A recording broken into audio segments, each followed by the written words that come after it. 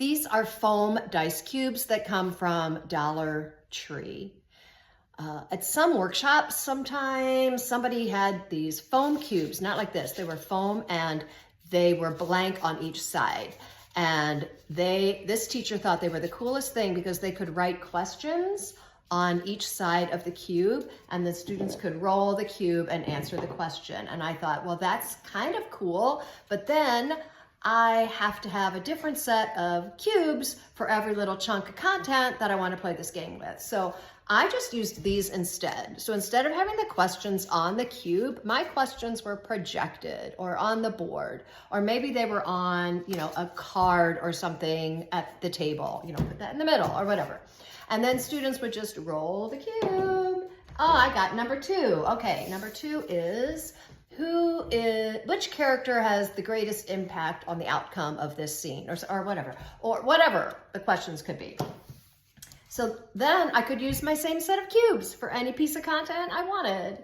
I always used these at the beginning of the year for like the get to know you questions because it's really hard. I found it hard for kids to think of what they want to say to introduce themselves. So I would just have who do you live with?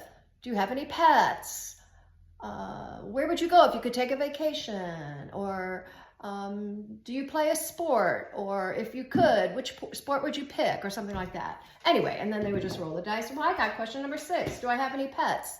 No, but I really wish I had a cat or whatever. Anyway, that's how this works.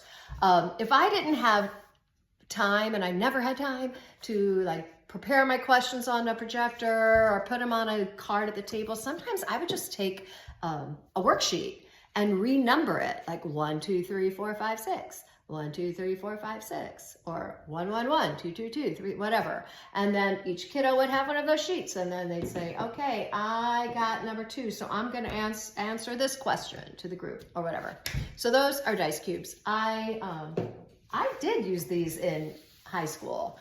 In college, we used actual little dice because they can handle that kind of thing. But oh my gosh, those little dice were flying all over my classroom, and the noise was driving me crazy. So I really love dice cubes, and you could use these too to just say, okay, roll the dice.